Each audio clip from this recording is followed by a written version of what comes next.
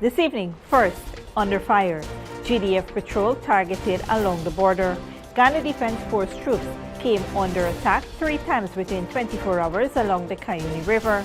Armed men on the Venezuelan side are to be blamed. We have the latest on how the GDF responded and the nation's commitment to security, plus caught on camera. Electronic tickets soar past 2,000. More than 2,000 electronic tickets have been issued through Guyana's new automated e-ticketing system. The traffic chief says it's not just about tickets, it's about saving lives, but will it change driver behavior? Also, mental health matters. National initiatives unveiled. A new mental health website, a 915 suicide prevention hotline, and an animated series. Guyana's government has launched a suite of mental health initiatives. We'll show you how they're working to make mental health care more accessible. Meanwhile, Roxanne Myers loses again. Full court dismisses appeals. 4 defamation lawsuits brought by former GCOM Deputy CEO Roxanne Myers have been thrown out. The court's decision and what it means for the high-profile battle linked to Guyana's 2020 elections. Finally, Christmas relief. U.S. tariffs on Chinese imports drop. American showrooms are gearing up for a Christmas with tariffs on Chinese falling to 30%. But will lower tariffs mean better prices for shoppers? Stay tuned, these stories and more tonight on Headline News Update.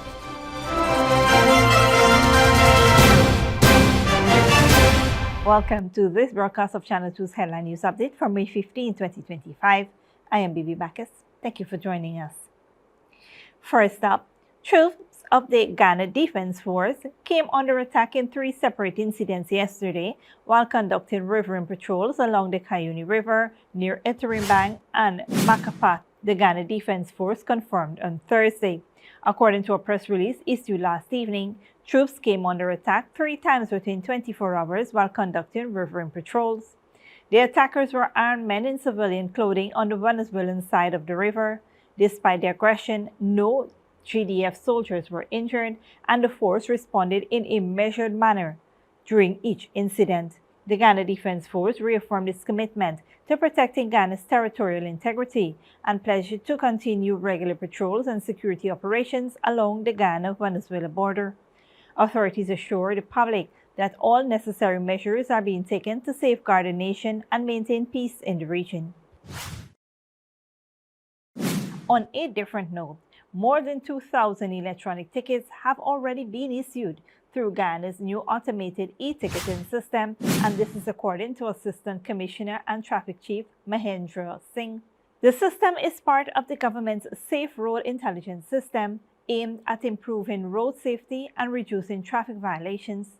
Speaking at the Caribbean Commissioners of Police Conference on Monday, Singh said the system, which officially launched in April and begun pilot operations in July of 2024, has been effective in identifying speeding and other infractions such as failure to wear seatbelts, obscure license plates, and illegal window tints. It's not just about issuing tickets, it's about saving lives, Singh said, urging motorists to reduce their speed and drive more responsibly. The SRIS uses advanced speed cameras and radar signs connected to a cloud-based system to detect and log offenses automatically. 1 day after the system's formal launch, over 250 violations were recorded, including a vehicle caught traveling at 152 km/h along the East Coast. The driver has since been charged and granted bail. Authorities says the initiative is part of a broader effort to promote safer roads and enforce traffic laws more efficiently across the country. In other news, the Ministry of Health, in collaboration with the Office of the President on Wednesday, launched a suite of national mental health initiatives aimed at expanding access to mental health services and promoting greater awareness across Guyana. The initiative includes a dedicated mental health website, the 915 toll-free suicide prevention hotline, and a new Mental Health Matters animated series. These tools focus on treatment, prevention, education, and long-term support for people facing mental health challenges. Speaking at the launch held at the Office of the President in Brickdam, Minister of Health Dr. Frank Anthony described mental health as a long overlooked issue in Guyana and stressed the need for early diagnosis, accessible services, and widespread public education. Very often, if we're not careful with how we deal with the situation, we can either make it more problematic for that child or we can help that person. So the aim of these videos is to, first of all, lift awareness that these are challenges that children would have that can lead to medical conditions if we don't do something about it. And in some cases, if it leads to medical conditions such as depression or anxiety, these can then be the risk factors for persons wanting to maybe attempt suicide and maybe even complete suicide. And we don't want to have that. Dr. Anthony identified anxiety, depression, stigma, and isolation as major contributing factors to suicide and mental distress. The animated series, launched alongside the initiatives, will be screened for school children nationwide as part of a broader effort to reduce stigma and raise awareness. There are boundless opportunity now in Guyana, something that many of the older people in the room probably did not have. So you have that ahead of you. And we want to ensure that whatever challenges you might be having through your school year, that we are able to help you to navigate through those challenges. If you are more resilient, and if we help you to build that resiliency, then as you grow older, you leave home, you go to university, you go abroad, you'll take that resiliency with you, because these are life lessons. So we want to teach you how to recognize some of these challenges, what you can do so that you can be a better person resisting these changes, and also to be compassionate. Very often, sometimes somebody's going through challenges and you don't recognize them. And that's what we want you to be more compassionate. You must have more empathy so that you can reach out to a friend, somebody in the class that might be going through some challenges and help them. So these videos would help you to do a lot of those things. They'll bring that awareness, but more importantly, teach you how to react, how to model behavior, and how to help persons in need. The Minister of Health took the time to remind young people that their lives are valuable. You as young people in our country, you have a very, very bright future ahead of you. The government has invested billions of dollars in education, creating opportunities for everybody. And we see a lot of potential in every one of you. You can realize your wildest dreams once you invest in making sure that you're studying, doing things, you can get to that goal, whatever that goal would be. President Dr. Mohamed Irfan Ali, who played a key role in developing the new mental health website, said enhancing mental health care is essential for national well-being. Ghana has seen notable progress in recent years with legislative reforms such as the Mental Health Protection and the Promotion Act of 2022, the Suicide Prevention Act, and the Mental Health Action Plan. Psychiatrist services are now accessible across most regions. The launch comes in observance of Mental Health Awareness Month, reinforcing Ghana's commitment to making mental health care inclusive, accessible, and a national priority. Stick around when we return. Over 4,000 dengue test kits deployed to Region 6 amid case surge, and full court dismisses Roxanne Myers' appeals in defamation cases linked to 2020 elections.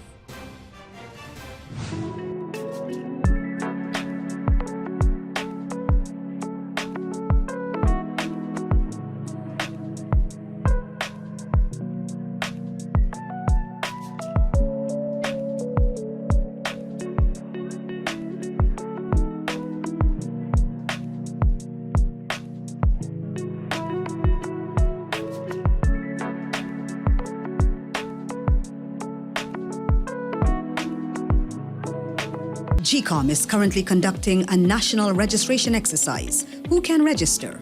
Anyone who will be 14 years or older by June 30, 2025 and is a Guyanese citizen by birth, descent, naturalization, or is a citizen from a Commonwealth country living in Guyana for 1 year or more. How to apply for registration? You must visit the GCOM registration office that is responsible for your area of residence to apply for registration or name change or correction. You must be in possession of the following source documents as might be relevant: original birth certificate or valid Guyana passport for new registration, original marriage certificate and original birth certificate in the case of a name change by marriage, original deed poll and original birth certificate in the case of a name change by deed poll, original naturalization certificate and original birth certificate or valid passport in the case of naturalization. This registration exercise will end on May 30, 2025. You need to apply for a transfer if you now live at another address since you were registered.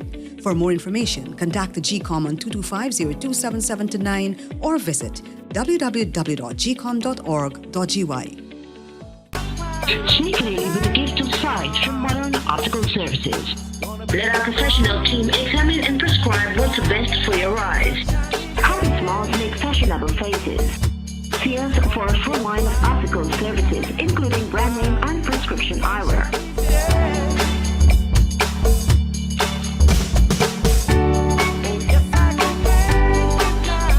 Modern Optical Services, 316 Mill Street, Georgetown. Telephone 226-1082. Good girl, forget things. What's the problem, Granny? I want money for borrow for those surgery. I was dancing and I fall and fracture my hip. If you need some quick money, you should check Lender's Jewelry and Pawn Shop. Lender's Jewelry and Pawn Shop, Lot 238 South Road Border, Georgetown. Get jewelry made to order in just 72 hours. We also accept vehicles. Lender's, best rates, longest payback period. Boys, I get through. Plus, I could dance again. Lender's Jewelry and Pawn Shop. Welcome back. 4 men confessed to an armed heist at Quarantine Supermarket as the hunt is on for a 5th suspect on the run. Ranks of the Guyana Police Force in Berbice have arrested and obtained confessions from 4 men linked to the armed robbery at the Golden Spring Chinese Supermarket in number 66 Village, Quarantine, which occurred on the evening of May 8th. Those in custody are 30-year-old Joshua Smith, known as Bias, 38-year-old Andre Crandon, known as Gunman, 58-year-old Jacob Fable, called Samuel, and 27-year-old Fitzroy Joseph. A 5th suspect, known only as Edson, is still being sought. The supermarket's owner, Zing Hong, along with several customers, were robbed of cash, jewelry, and a motor car during the attack. Police said the suspects detailed their roles during interrogation. Fable admitted to planning the robbery and providing the firearm, which he said he smuggled from Suriname. Joseph said he acted as a lookout near a gas station close to the police station, alerting the group if officers were nearby. For his role, he said he was paid $100,000. Smith and Crandon also confessed and identified themselves in surveillance footage of the robbery. Investigations are ongoing as police continue their search for the remaining suspects. In other news, on Wednesday, the full court of the High Court dismissed 4 appeals filed by former GCOM Deputy CEO Roxanne Myers over defamation lawsuits she brought against public figures and media outlets following Ghana's 2020 elections. Justice Narishwar Harananan and Justice Nigel Niles upheld prior rulings that threw out Myers' lawsuit against the Vice President Bar Jagdeo, Attorney Sanjeev Dattadin, former Health Minister Leslie Ramsamy, politician Lennox Schumann, and media houses Newsroom Incorporated and Guyana Times. Myers had filed claims seeking over $160 million in damages for statements she alleged were defamatory regarding her role in the controversial 2020 elections. However, 2 cases were dismissed for lack of merit in August of 2024, while the others were thrown out for want of prosecution due to delays and non-appearance. The full court reaffirmed those decisions, ruling that the statements cited were not defamatory and that Myers had failed to pursue her claims actively. She was ordered to pay a total of $2.25 million in costs to the various defendants by June 30th, 2025. Moving on, more than 4,000 dengue test kits have been distributed across Region 6 by the Ministry of Health in response to a recent spike in dengue fever cases. Minister of Health, Dr. Frank Anthony, confirmed the increase in cases in East Berbice quarantine and outlined ongoing efforts to strengthen testing, surveillance, and mosquito control.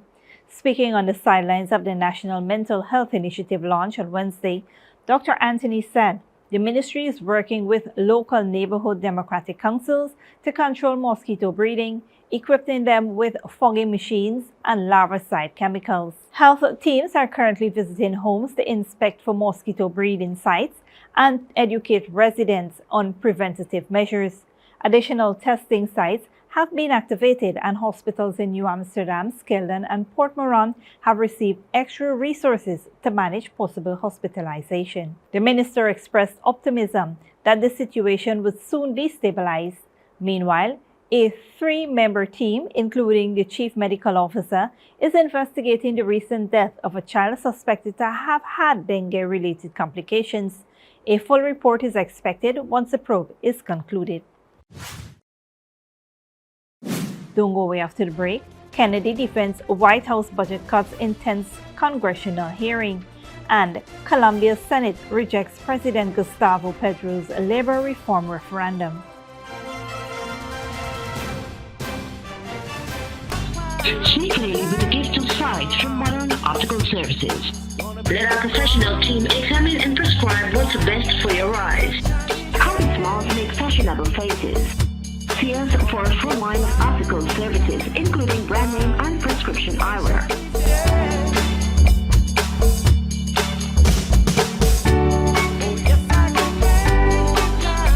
Modern Optical Services, 316 Middle Street, Georgetown. Telephone 226-1082. Good girl forget things.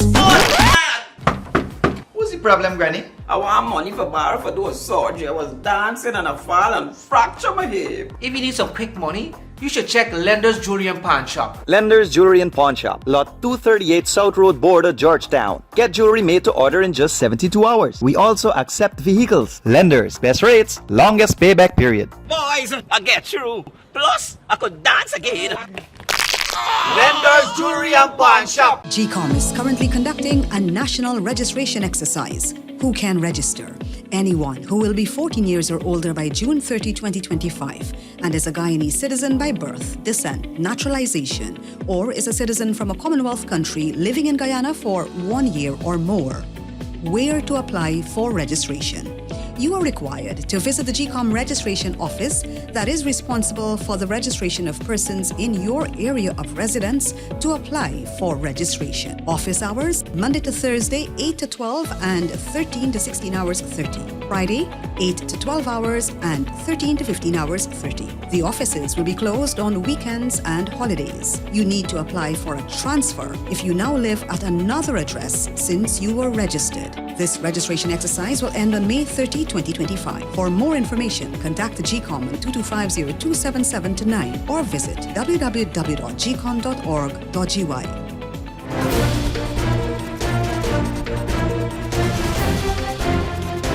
Welcome back. Now we take a look at what's happening in the region and around the world.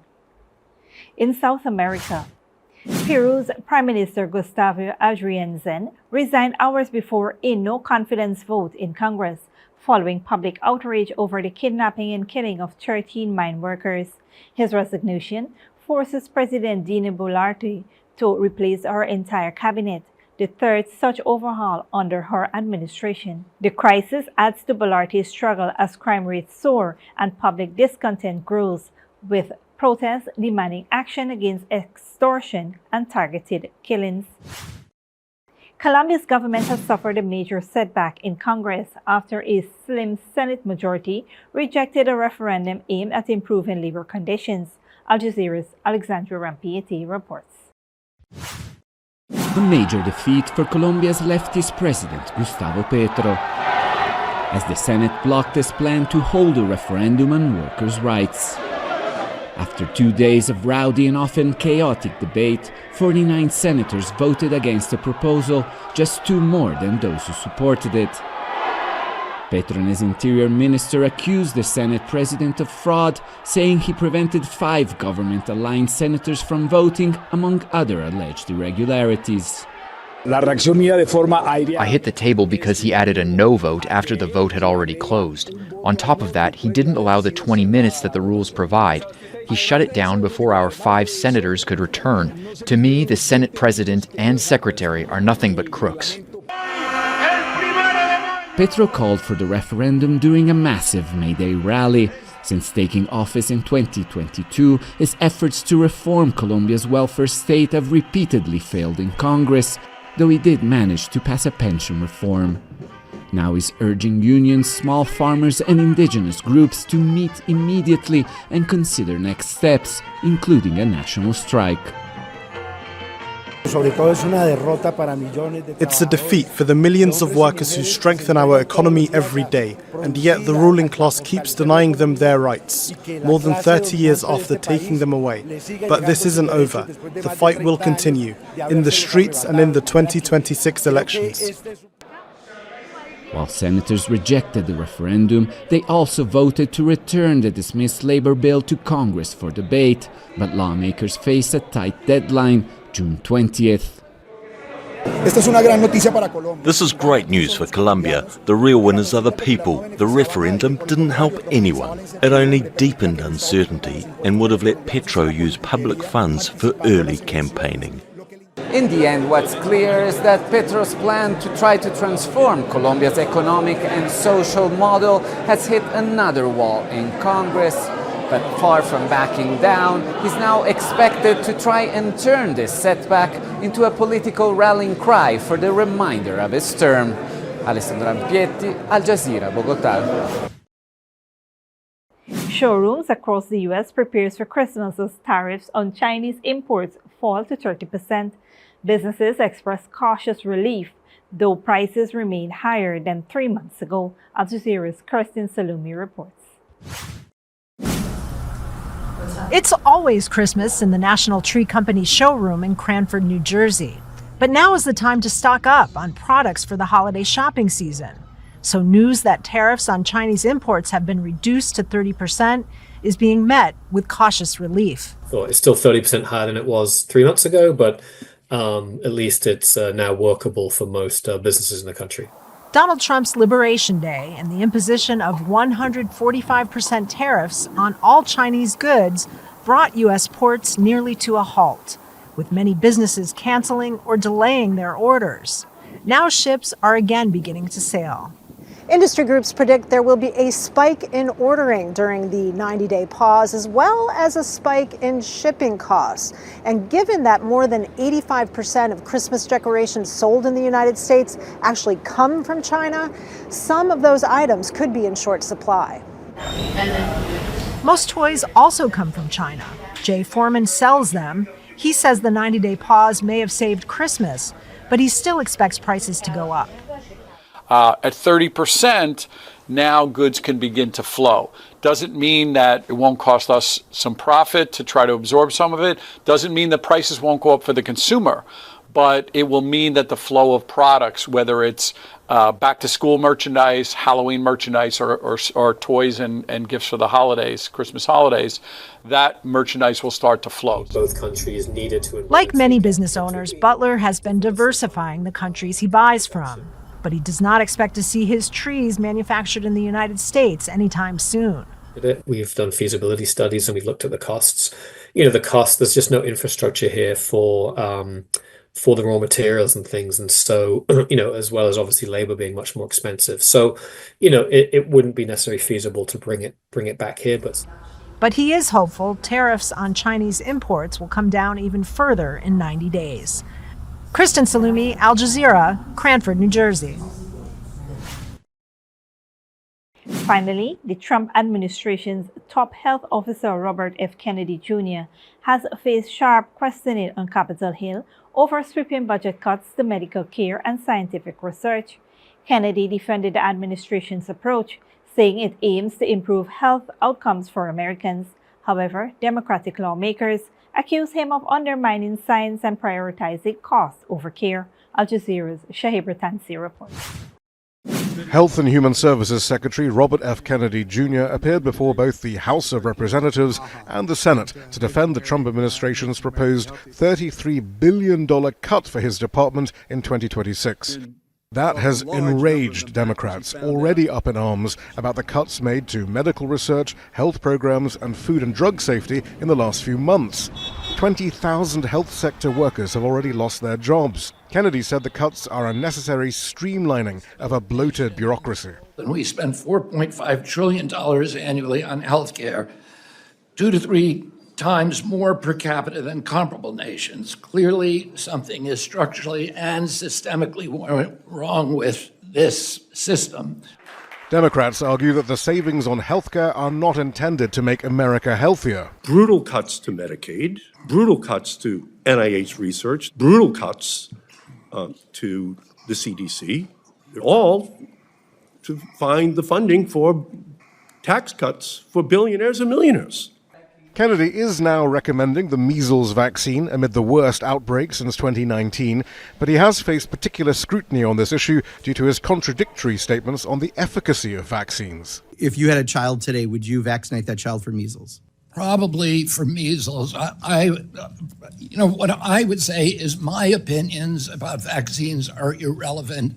Elon Musk's Department of Government Efficiency has also removed funding for any medical research it decided was focused on diversity, equity, and inclusion. Peter Lurie was working on a study looking into HIV prevention, but that was deemed too woke by the Trump administration and has been cancelled. They looked at a database that has the abstracts of all the funded research, and they put in certain words, and ours had some of the offensive terms like diversity or trans, and as a result, it flagged our research, and so they cut it off.